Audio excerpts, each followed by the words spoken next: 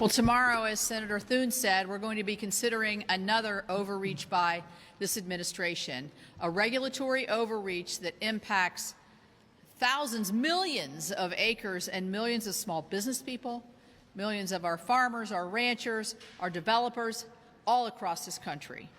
I am leading the effort to repeal the President's Waters of the U.S. rule. This is the rule that talks about navigable waters. It can be a farm pond, it can be an intermittent stream, or it could be the Ohio River. They don't sound the same, do they? No, I don't think you can navigate a farm pond too well. But this administration is reaching in to all of this to overreach with their new regulation of the waters of the U.S. So this impacts, as I said, particularly the American Farm Bureau, the West Virginia Farm Bureau. Charles Wilfong wrote an op-ed basically saying that this is another overreach by the administration. We want to have clean environment. We want to have a commitment every day to do it the right way as farmers. And yet this administration is going to come in. It's going to be costly. It's going to be disruptive. And it's going to put an onus of federal regulation where it has never been before into a lot of our private landowners. So I'm expecting that this will pass the United States Senate with bipartisan support.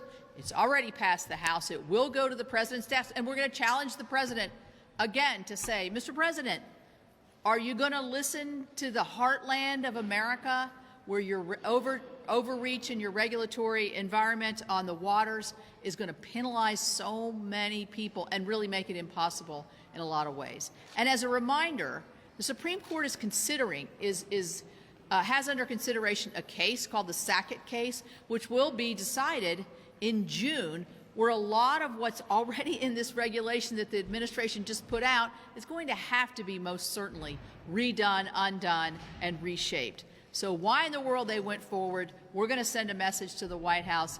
No, this regulation does not fit. It does not help, and as a matter of fact, in a lot of ways it hurts. Just a minute on permitting. H.R. 1, I'm really proud of what the House is doing within that bill, is permitting. I believe that we, as a body, Republicans and Democrats in the House and the Senate, along with the President, can get permitting reform if we work it through our committees, which we're going to do. John over on energy, and I'm over on EPW. Work this through our committees, because here's the deal. We passed the CHIPS bill. We passed the infrastructure bill. These are all great things. But if you can't permit any of it, you can't build it. You can't mine for a critical mineral right now to put in a chip because you can't permit a mine.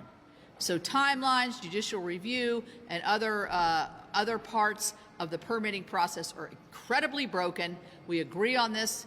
I think as both Republicans and Democrats, it's trying to find that permitting reform. Let's see what the House brings. I think their bill is going to be really good, and I think it's going to be particularly impactful on the permitting legislation.